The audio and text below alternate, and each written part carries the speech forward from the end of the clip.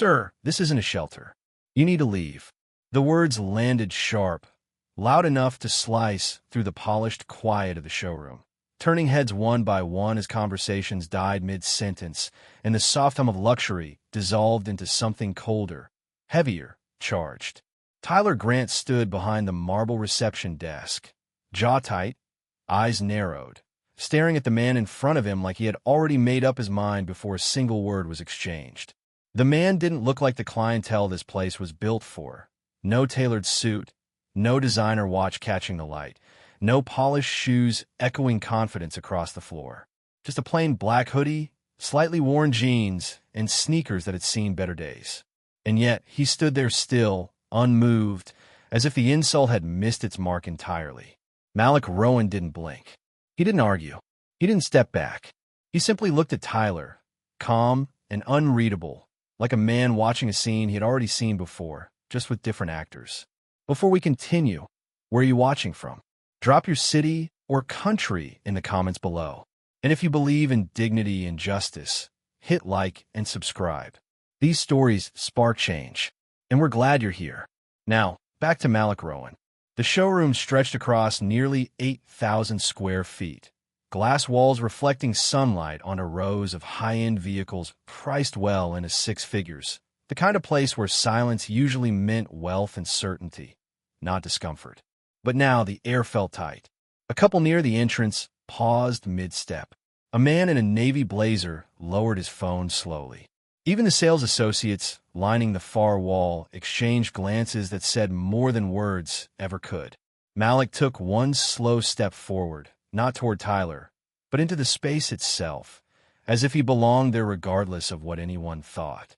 His eyes moved, not hurried, not defensive, just observing.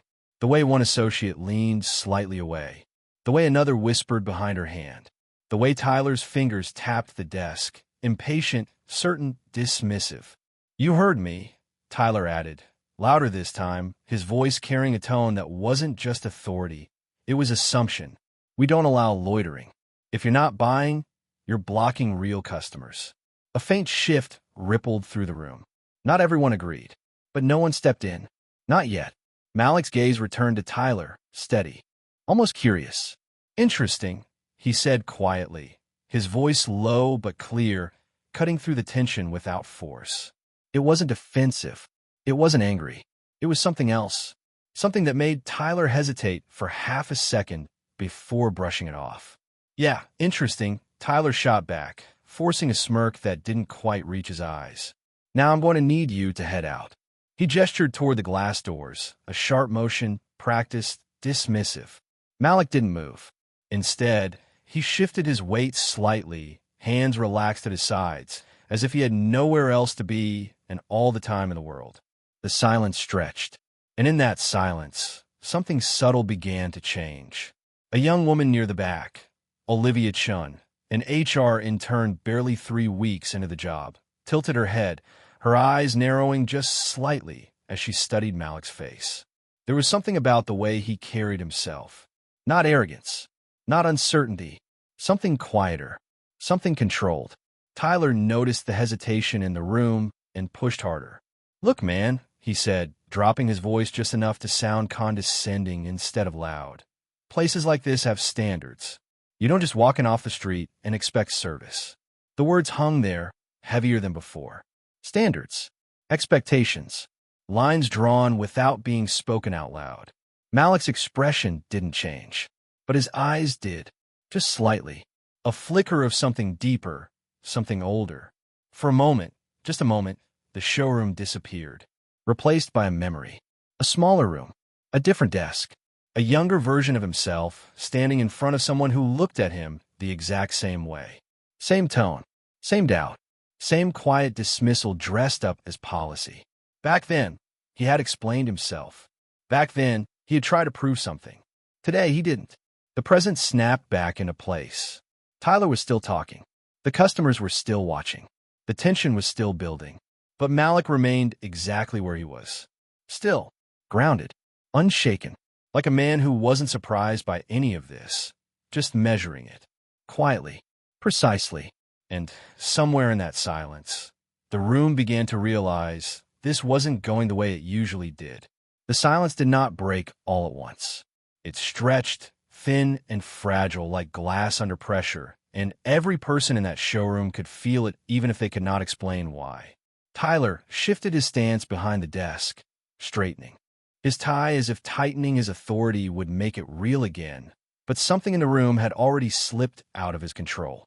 Malik Rowan stood exactly where he had been, his posture relaxed, his gaze steady, not locked onto Tyler anymore, but drifting across the showroom with quiet intention, taking in every detail like a man cataloging evidence. A salesman near the luxury SUV display leaned toward his colleague and whispered something under his breath, eyes flicking back toward Malik with uncertainty instead of judgment now. A couple standing beside a silver coupe exchanged a glance, the kind of glance that said this is not right without needing to say a word. Tyler noticed it. Of course he did. His jaw tightened again, and this time when he spoke, there was a sharper edge beneath the surface confidence. "You are still here," he said, slower now, deliberate, like he was choosing each word carefully to reassert control. "I'm not going to repeat myself again."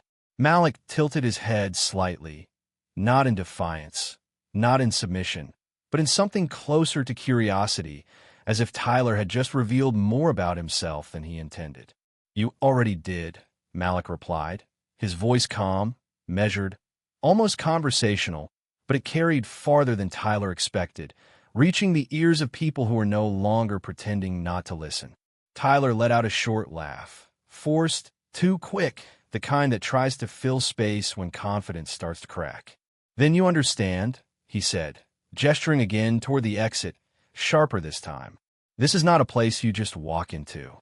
Malik's eyes returned to him fully now, steady and unblinking. "That depends," he said quietly, "on who you think gets to decide that." The words landed differently. Not loud, not aggressive, but precise. A few feet away, Olivia Chun felt something shift in her chest. She had been standing still this entire time, tablet in hand, pretending to review onboarding documents, but her attention had not left the interaction for a second. There was something about the way Malik spoke that did not match the assumptions being thrown at him. It was not just confidence. It was ownership without announcement. Tyler shook his head, dismissing it, refusing to let that thought take root. "I decide," he said quickly, almost too quickly. "That is my job."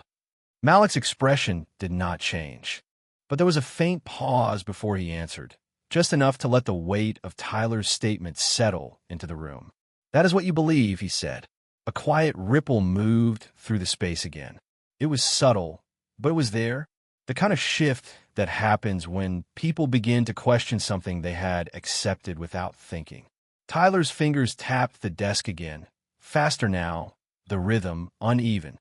"Look," he said, lowering his voice slightly as if trying to regain control by sounding reasonable. "We have policies. We have expectations. You cannot just come in here dressed like that and expect to be treated like a client." Malik glanced down at himself for the first time, slow, deliberate, taking in the hoodie, the jeans, the worn sneakers, then lifted his eyes back to Tyler. "Treated like a client," he repeated softly, as if testing the phrase. Then he nodded once, almost to himself. "So that is the standard." Tyler frowned, confused by the response, by the lack of resistance, by the absence of anger he clearly expected. "Yes," he said, firmer now, trying to anchor himself again. "That is the standard." Malik took a small step forward, closing the distance by less than a foot, but it changed the dynamic instantly. Not aggressive, not confrontational, just enough to make the space feel smaller, more focused, more intentional. "Then let us be clear about something," Malik said, his voice still even, still controlled, but now carrying a weight that had not been there before. "Standards reveal more about the people enforcing them than the people they are applied to." The sentence lingered. No one spoke. No one moved. Even Tyler did not respond right away. For a brief moment, the authority he had been holding on it so tightly felt thinner, less certain, like it could slip if he pushed too hard in the wrong direction. In the background, someone quietly pulled out a phone. Not to interfere. Not yet. Just to capture. because something about this moment felt like it mattered. Tyler finally exhaled, sharp and impatient, as if shaking off the hesitation. "I am done with this," he said, louder now. "Try to reclaim the room by force of volume alone. If you do not leave, I will have security escort you out." The word security landed like a line drawn in the sand. A few customers shifted uncomfortably. Olivia's grip tightened around her tablet. Malik did not react, not outwardly. He simply watched Tyler for a second longer, as if confirming something internally, like a final piece falling into place. Then, slowly, he reached into his pocket, not rushed, not defensive, just deliberate. And the room, already tense, leaned in without realizing it, because whatever came next, it was not going to follow the script they expected. Malik's hand moved slowly, deliberately, drawing every eye in the showroom without a single word spoken. It was not the motion itself that captured attention, but the calm behind it, the absence of urgency where tension demanded reaction. Tyler watched closely, his posture stiff, his expression guarded, as if expecting a sudden shift that would justify the narrative he had already built in his mind. But Malik did not rush. He reached into his pocket and pulled out a phone. Nothing flashy, nothing designed to impress, just a clean, matte black device that reflected the overhead lights for a brief second before settling into his palm. A few customers leaned slightly forward, curiosity replacing discomfort. Someone near the back raised their phone a little higher, recording now without hesitation. The moment had crossed that invisible line from private conflict into public reckoning. Tyler let out a breath through his nose, almost a scoff, shaking his head as if the action confirmed everything he believed. "That is not going to help you," he said, his voice edged with impatience, though it lacked the earlier certainty. "Calling someone is not going to change what this is." Malik did not respond immediately. He unlocked the phone with a simple motion, his thumb steady, his expression unchanged. Then he lifted it slightly, not to show it, not to threaten, but to use it with quiet intention. "It already has," Malik said softly. The words did not rise, did not push, but they settled into the room with a weight that made people listen. Tyler frowned, confusion flashing for a split second before he covered it with a sharper tone.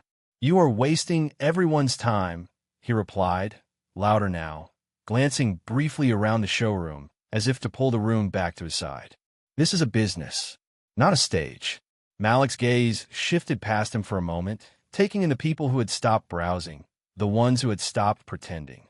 Not to notice the subtle line forming between those who were watching and those who were beginning to question.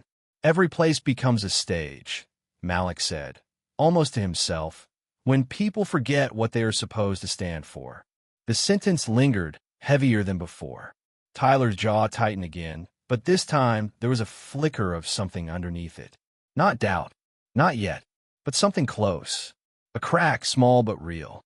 "Security is already on the way," Tyler said, more quickly now, as if the words themselves could reinforce the authority he felt slipping.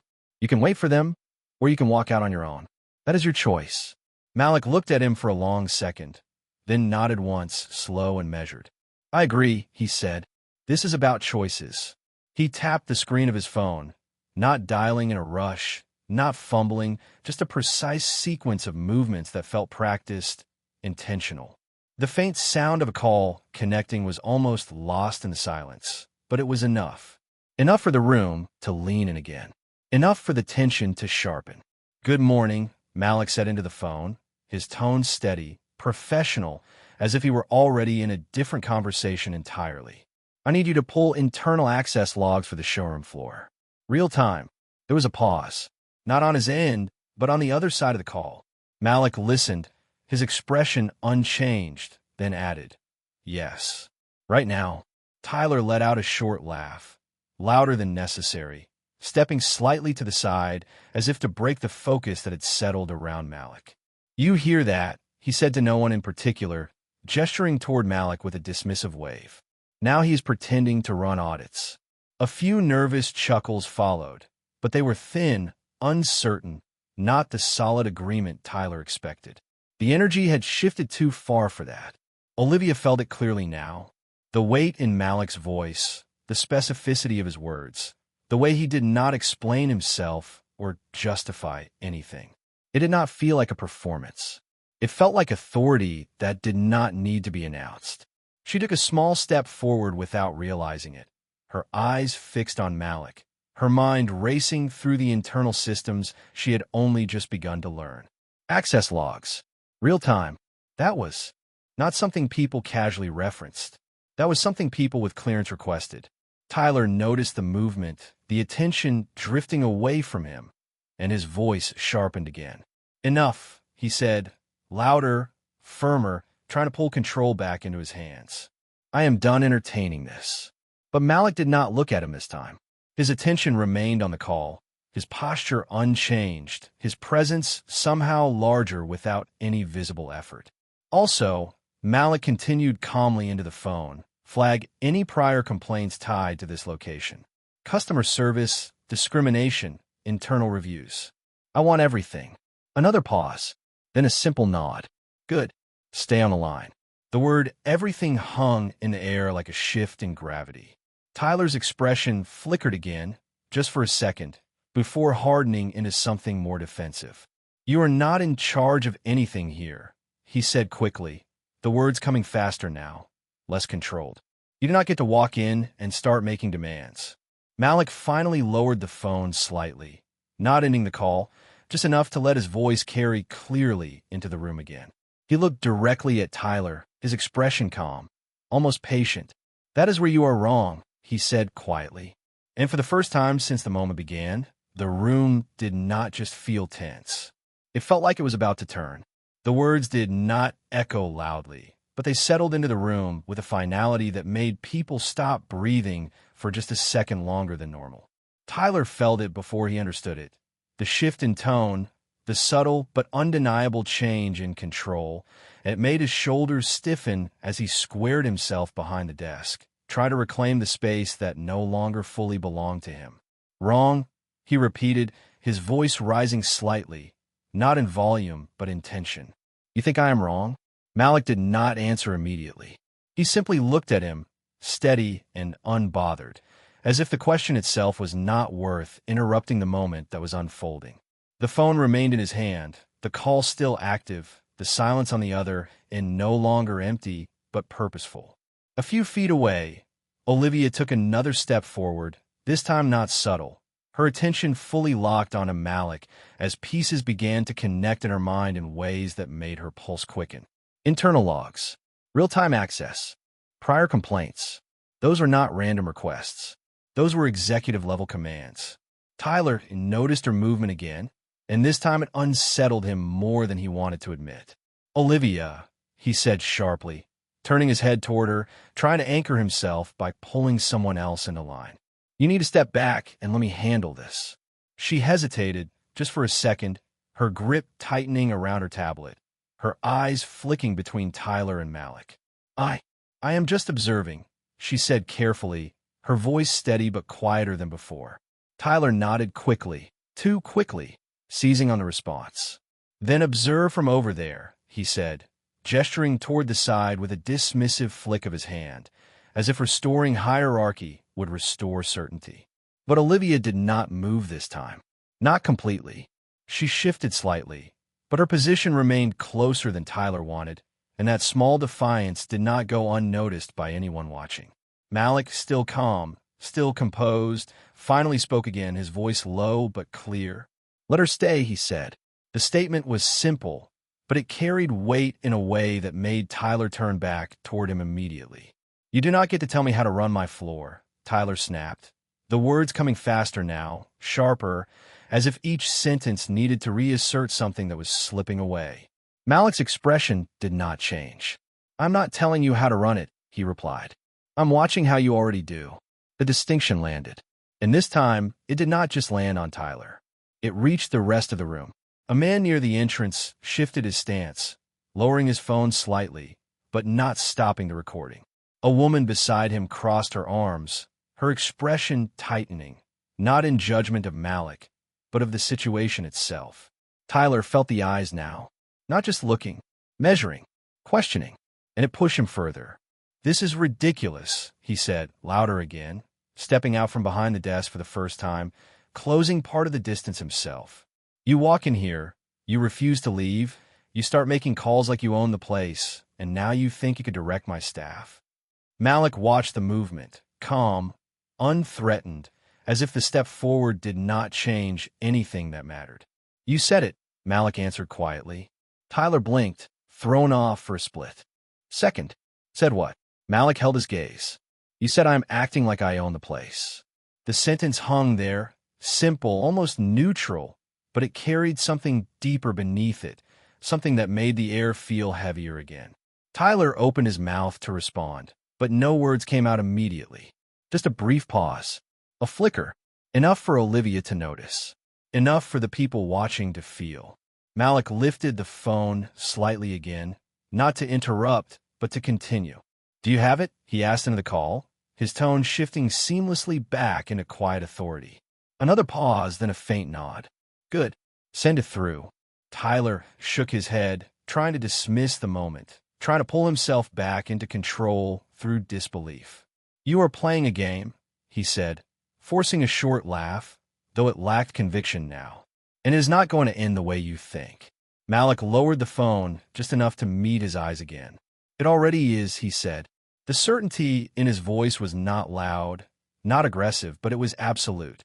And that was what made it dangerous.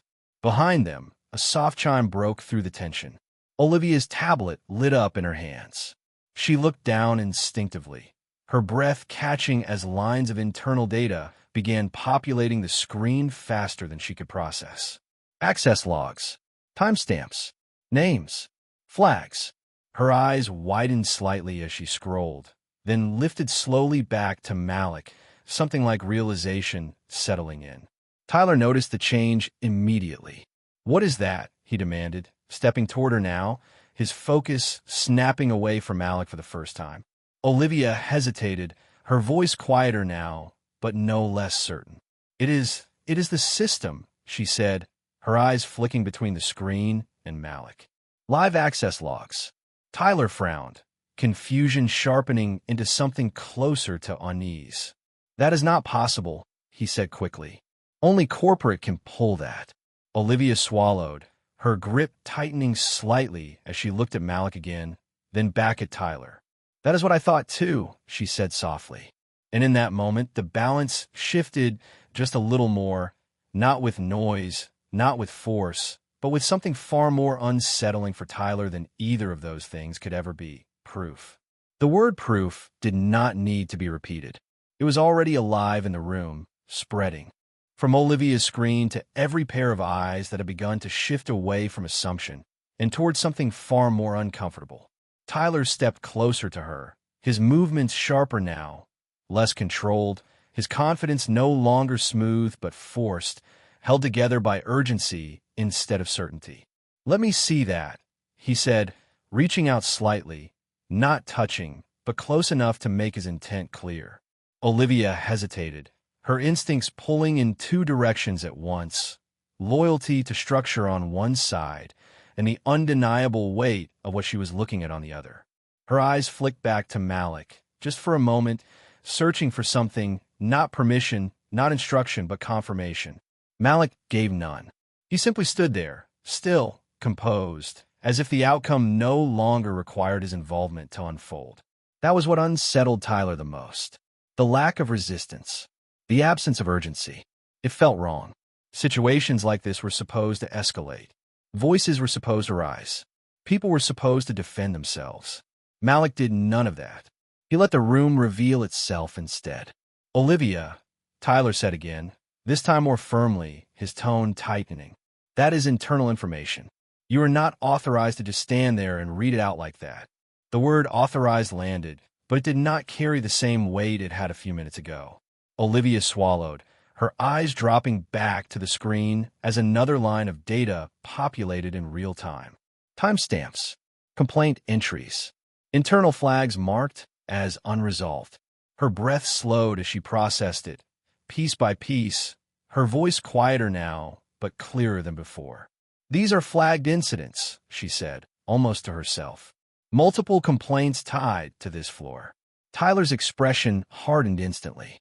Every business gets complaints, he snapped quickly. That does not mean anything. But his voice had changed. It was no longer dismissive. It was defensive. Malik watched him carefully, not with judgment, not with anger, but with something closer to recognition. He had seen this before. The moment when certainty begins to fracture. The moment when someone realizes the ground beneath them is not as stable as they thought. And for a brief second, the present blurred again. A memory surfaced, uninvited but familiar. A much smaller office. Fluorescent lights that hummed instead of shined. A younger version of himself standing in front of a desk, holding a folder filled with numbers, projections, proof of value, and still being told no.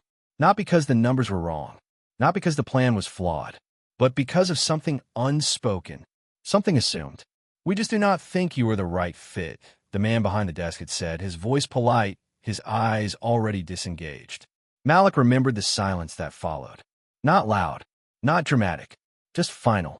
And in that silence, he had understood something that would shape everything that came after. It was never about the numbers. It was about perception.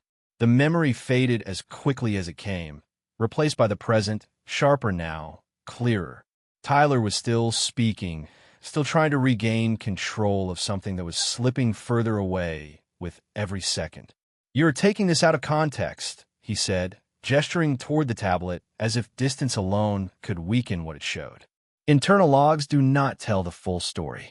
Olivia looked up at him slowly, her expression no longer uncertain, but thoughtful, measured. "Then what does?" she asked.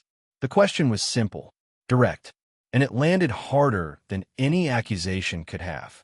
Tyler opened his mouth, ready to respond, but the words stalled.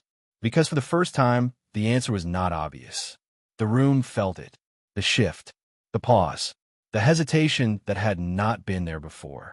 A man near the front shook his head slightly, almost imperceptible, while a woman beside him crossed her arms tighter, her gaze fixed on Tyler now instead of Malik. Malik finally moved again, just a slight shift of posture, enough to signal presence without interrupting the moment. "Context matters," he said quietly, his voice calm, steady, cutting through the tension without raising it. "But so does pattern." The word pattern lingered. Olivia looked back down at the screen, scrolling once more, her brow furrowing slightly as she connected the entries, the timestamps, the repetition. "These are not isolated," she said softly. "They repeat." Tyler shook his head immediately, quicker this time, almost reflexive. "You are misreading it," he insisted. "You do not have the full access to interpret that data." Malik's gaze remained on him, steady, unwavering. "She has enough," he said. The certainty in his tone did not challenge. It concluded. Tyler felt it. The shift from argument to outcome. And it unsettled him more than anything else had so far. "You keep talking like you are in charge," Tyler said, his voice tightening again, though it lacked the earlier force. "Like you have authority here." Malik held his gaze for a long second, then gave a small, almost imperceptible nod. "I do not need to talk like it," he said quietly. "It shows." And this time, the room did not just feel it. It believed it. The belief did not arrive with noise. It settled quietly, like a weight that no one could ignore anymore. Tyler felt it in the way the room no longer moved with him, in the way the attention that once followed his voice now stayed, fixed somewhere else, somewhere steadier, somewhere harder to shake. He straightened again, forcing his shoulders back, tried to reclaim a version of himself that had already started to slip. "You are not making sense," he said, though the words sounded thinner now, stretched over something uncertain beneath them. "You keep talking in circles like that proves something." Malik did not react to the frustration. He simply stood there, composed, his presence unchanged, as if the rising tension around him did not demand a response, but revealed one. "No," Malik said calmly. "I am letting you finish the pattern." The word pattern returned, heavier this time, no longer abstract but anchored in the data, still glowing on Olivia's screen. She looked down again, scrolling slowly, her breath steadying as she followed, the repetition line by line. Each entry felt less like an isolated moment and more like a thread woven into something larger, something that could not be dismissed as coincidence anymore. "There are escalation notes," she said quietly, her voice carrying further than she intended. "And they were closed without resolution." Tyler shook his head immediately, too quickly, his tone snapping back in defense. "That happens when claims are not verified," he said. "That is standard procedure." Malik tilted his head slightly, studying him, not with confrontation, but with precision. "And who verifies them?" he asked. Tyler blinked, just once caught in the simplicity of the question. "Management," he replied, his voice tightening. "That is how it works." Malik nodded slowly, as if confirming something already known. "So the same people being questioned decide if the question matters." The sentence landed with quiet force. No raised voice, no accusation, just clarity. And clarity, in that moment, was sharper than any argument could have been. Tyler opened his mouth again, but this time the response did not come as quickly. He hesitated, just long enough for the room to feel it, just long enough for the silence to stretch again. In the background, the faint sound of footsteps approached, measured and steady. Security had arrived, two uniformed officers stepping through the glass doors with practiced calm, their presence usually enough to reset any situation back into order. But this time, the room did not shift toward them. It remained focused on Malik, on Tyler, on the moment that had not resolved itself yet. "Sir," one of the officers said, addressing Tyler first out of habit, his tone neutral, professional. "We were told there was a situation." Tyler turned quickly, relief flashing across his face for a split second before settling into something more controlled. "Yes," he said, gesturing toward Malik. "This individual is refusing to leave the premises." The officer nodded, then looked toward Malik, his expression calm but observant. "Sir," he said, "we're going to need to understand what is going on here." Malik met his gaze, steady and composed, the same calm presence he had held from the beginning. "Of course," he replied. "I'm documenting how this location operates." The phrasing was precise. Not defending, not explaining, documenting. The officer's brow shifted slightly, just enough to show the word had registered differently than expected. Tyler stepped forward again, trying to regain control of the narrative before it slipped further. "He is making calls, accessing internal systems, claiming authority he does not have," Tyler said quickly. "We just need him removed so we can continue normal operations." Malik glanced briefly at the officer, then back at Tyler, his expression unchanged. "Normal," he repeated softly. The word lingered, heavier than before. Olivia looked up again, her voice quieter now, but steady. "If this is normal," she said, almost to herself, "then that is the problem." Tyler turned sharply toward her, frustration breaking through more clearly now. "You are out of line," he snapped. "You do not understand the full context here." Malik shifted his attention back to the phone in his hand, listening for a brief second before speaking again, his tone unchanged. "Proceed," he said simply. A faint pause followed, then another subtle chime, this time not just on Olivia's device, but on Tyler's as well. His phone vibrated, against the desk behind him. He turned instinctively, reaching for it, his movements tighter now, less certain. The screen lit up with a notification from corporate systems, the kind that did not come lightly, the kind that bypassed normal channels. His eyes scanned it quickly, then again slower this time. The color in his face shifted, just slightly, but enough for those closest to notice. "What is it?" the officer asked, his tone still neutral but more attentive now. Tyler did not answer immediately. He looked up slowly, his gaze moving from the screen back to Malik, something unfamiliar settling behind his eyes. Not anger, not confidence, something closer to realization. Malik lowered his phone, the call still active, his posture unchanged, his presence steady. "Now," he said quietly, "we can continue." And for the first time since the moment began, Tyler did not speak right away, because whatever had just appeared on his screen had already said enough. The silence that followed was no longer uncertain. It was heavy, deliberate, and undeniable. Tyler's eyes stayed locked on the screen of his phone, scanning the message again as if reading it twice might somehow change what it said. But it did not. The notification was clear, direct, and impossible to misinterpret. Corporate override. Active audit in progress. Immediate review of showroom conduct. His grip tightened slightly around the device, and for the first time since the moment began, he did not look like someone in control of anything. He looked like someone catching up to a reality that had already moved past him. The officer standing nearby noticed the shift immediately. Years of experience had taught him to read people quickly, and what he saw now was not confidence, not authority, but hesitation. "Sir," the officer said, his tone calm, but firmer now. "Is there something you want to clarify?" Tyler did not answer right away. His gaze lifted slowly from the phone to Malik, and something unspoken passed between them in that moment. Not recognition, not fully, but something close. A question forming where certainty used to be. Malik stood exactly as he had from the beginning. Still, grounded, unshaken. He did not step forward. He did not raise his voice. He did not need to. The room had already shifted toward him. "Go ahead," Malik said quietly, his voice even, almost inviting. "Read it out loud." The suggestion was simple, but it carried weight. Tyler hesitated. The instinct to keep control battled with the realization that control was no longer his to keep. Around him, the showroom had gone completely still. Customers were no longer pretending to browse. Staff members were no longer pretending to work. Every eye was on him now, waiting, measuring. Olivia watched closely, her tablet still in her hands, the live data continuing to update in real time, reinforcing what was already clear.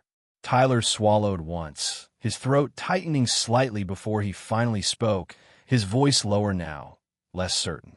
"It says corporate has initiated a live audit," he began, reading carefully, each word slower than the last. "All interactions are being reviewed. All personnel are required to cooperate fully." He paused, just for a second, then continued, more quietly. "Non-compliance may result in immediate suspension pending investigation." The last word lingered. Investigation. It hung in the air like a shift that could not be undone. The officer glanced between Tyler and Malik, his posture adjusting slightly, no longer positioned to remove someone, but to understand what had already begun unfolding. "That changes things," the officer said calmly. Malik gave a small nod. "It usually does," he replied. Tyler shook his head slightly, as if trying to ground himself again, trying to hold on to something familiar. "This does not mean anything," he said quickly, though the words lacked conviction. "Audits happen. It does not mean," he stopped, because even he did not believe the rest of that sentence anymore. Malik watched him carefully, his gaze steady, not harsh, not mocking, but precise. "Say it," Malik said quietly. Tyler looked at him, confused. "Say what?" Malik did not move. "What you thought when I walked in." The request landed harder than any accusation could have, because it did not ask for explanation. It asked for truth. Tyler's expression tightened again, but this time there was no immediate defense. No quick response. Just a pause that stretched longer than before. The room felt it. The weight of that question. The weight of everything leading up to it. Olivia's eyes shifted from Tyler to Malik, then back again, her breath steady, her focus clear. The officer remained still, observing, understanding now that this was no longer a situation about removal. It was about accountability. Tyler finally exhaled, a slow, controlled breath that did not fully steady him. "I thought," he began, then stopped. The words felt heavier now, harder to say. "I thought you did not belong here." The admission was quiet, but it carried across the room like a statement shouted at full volume. No one reacted immediately. No gasps, no movement, just silence, because everyone understood what had just been said. Malik nodded once, slow, measured, as if confirming something already known. "Exactly," he said. Then, for the first time, he took a step forward. Not aggressive, not sudden, just enough to close the distance fully. Enough to stand directly in front of Tyler, eye level, unshaken. And that, Malik continued, his voice still calm, still controlled, is the only thing this was ever about. Tyler held his gaze, but now there was no confidence behind it. Only realization. Malik lifted his phone slightly, ending the call with a simple motion, then slipped it back into his pocket as if the part that required it was already done. He did not raise his voice. He did not change his tone. But the next words carried a weight that shifted everything in the room. "My name is Malik Rowan," he said. A brief pause, just enough for the name to settle. Then, clearly, without emphasis, without theatrics, "I built this company." The silence that followed was no longer tension. It was impact. The impact did not explode. It settled. Heavy. Absolute. Irreversible. No one moved. No one spoke. The name alone was enough for some. For others, it was the way he said it. No emphasis. No need to convince. Just truth, placed in the center of the room like something that had always been there, waiting for everyone else to catch up. Tyler's face changed first. Not dramatically, not all at once, but piece by piece. The tension in his jaw loosened, then tightened again. His eyes searched Malik's face, not for confirmation anymore, but for contradiction, for any sign that this could still be undone. "There is none. That is not possible," Tyler said, but the words came out thinner than before, like they had already lost their weight before they even reached the air. Malik did not respond. He did not need to. The silence answered for him.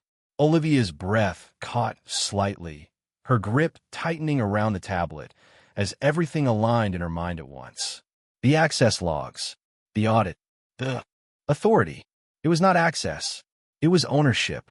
She looked at Malik differently now, not with surprise alone, but with clarity. The officer standing nearby straightened subtly, his posture shifting in response to the change in hierarchy that had just become visible. He glanced at Tyler, then back to Malik, recalibrating in real time. Around them, the showroom was no longer divided. It was unified in attention. Every customer, every staff member, every witness now understood what had just happened. Not because Malik had raised his voice, not because he had demanded anything, but because the truth had revealed itself in the quietest way possible. Tyler swallowed again, his voice lower now, uncertain in a way that could not be hidden. If that is true," he began, but the sentence did not finish, because even forming it felt like admitting something he had not been ready to face. Malik finally spoke, his tone unchanged, calm, measured, but now carrying something deeper than before. Not authority, not power, something more precise. "It is," he said simply, and that was enough. The room shifted again, not with tension this time, with consequence. Tyler took a small step back, almost unconsciously, as if distance could restore something that had already been lost. "I did not know," he said quickly, the words coming faster now, "try to rebuild ground that no longer existed. You have to understand, I was just following." Malik raised his hand slightly. Not abrupt, not aggressive, just enough to stop the sentence before it could become an excuse. "No," Malik said quietly. "Do not do that." Tyler froze. Malik's gaze held steady. "Do not explain it away with policy," he continued. "Do not hide it behind procedure." Each word was calm, controlled, but they landed with precision. "You made a decision," Malik said, "before you had any facts." The statement settled into the room like a final piece locking into place. Olivia lowered her tablet slightly, her eyes still on Tyler, but now seeing him clearly for the first time. Not as authority, not as structure, but as part of the pattern she had just read line by line.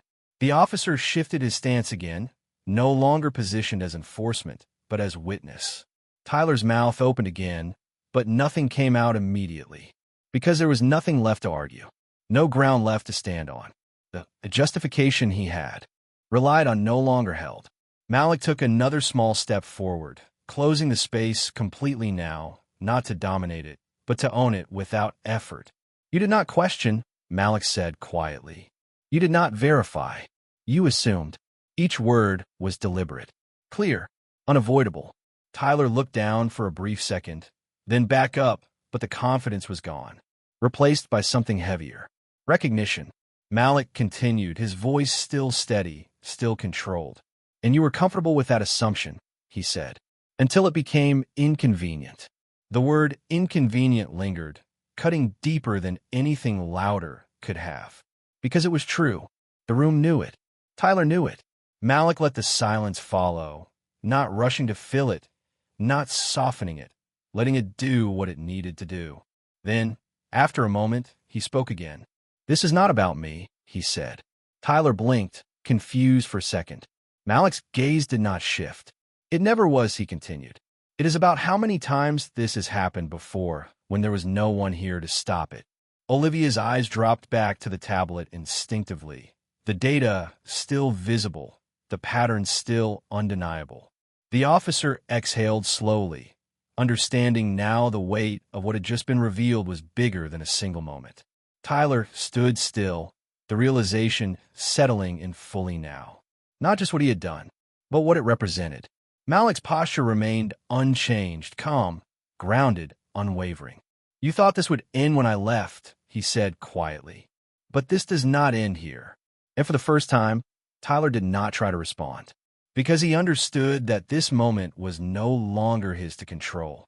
It belonged to something bigger now, something already in motion, something that had already begun to rewrite everything that came next. The room did not erupt. There was no sudden applause, no dramatic reaction that broke the moment into something easier to process.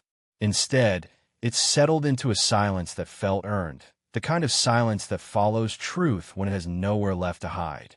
Tyler stood where he was, the weight of everything pressing down, not from Malik, not from the officers, not even from the watching customers, but from the realization that he had been seen clearly, completely, and without interruption.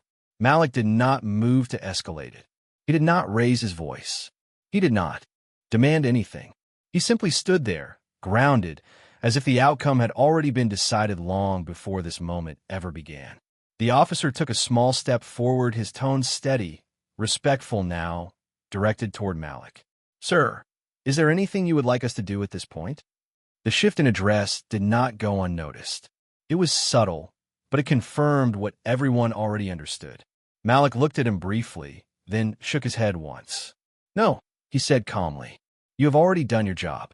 The officer nodded, stepping back slightly, no longer the center of authority in the room, just part of the structure now adapting to a new reality. Olivia lowered her tablet completely, her hands steady, her eyes still fixed on Malik with a clarity that had replaced her earlier uncertainty. She understood now, not just who he was, but what this moment meant beyond a single interaction. Tyler remained silent, his posture no longer rigid, no longer performative, but still, almost suspended. Malik turned his attention back to him, not with anger, not with triumph, but with purpose. "There will be a full review," Malik said quietly. "Not just of you, of everything." Tyler nodded slightly, almost automatically, the words landing not as a threat, but as an inevitability. Malik continued, his voice steady, measured, each word placed with intention. Every complaint, every interaction, every decision that was made without being questioned. The repetition was deliberate, clear, unavoidable. Tyler's gaze dropped for a brief moment, then lifted again, but there was no defense left to offer. Only acceptance. Around them, the showroom began to breathe again. Not fully, not completely, but enough for the tension to shift into something else. Understanding. A few customers lowered their phones, not because the moment had lost value, but because it had reached its conclusion. They had seen what they needed to see.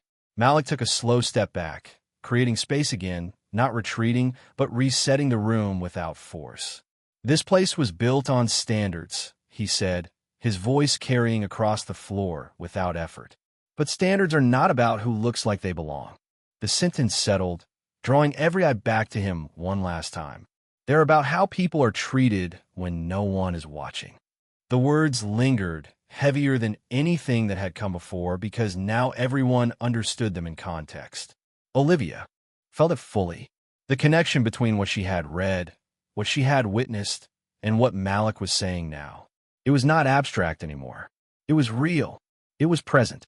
Malik's gaze moved across the room, not lingering on any one person, but acknowledging all of them, the witnesses, the participants, the ones who had stayed silent, and the ones who had begun to question.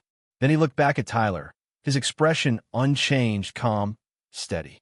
"I did not raise my voice," Malik said quietly. "I raised the standard."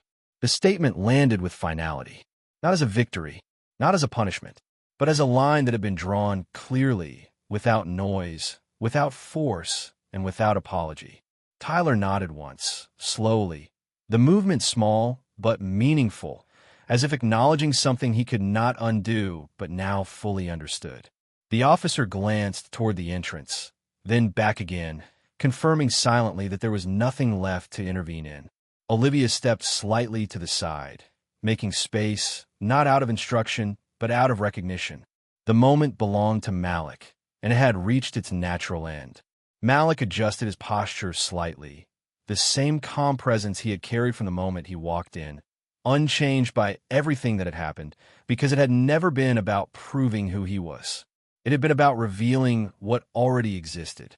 Without another word, he turned toward the glass doors, his steps measured, unhurried, as if leaving the space exactly as he had entered it, with intention. The showroom remained quiet as he walked, not out of fear, not out of shock, but out of respect for the weight of what had just unfolded. And as the doors closed behind him, the silence did not break. It remained, not empty, but full, carrying with it a single, undeniable truth that no one in that room would forget. Respect is not demanded. It is revealed by how you treat someone when you think it does not matter.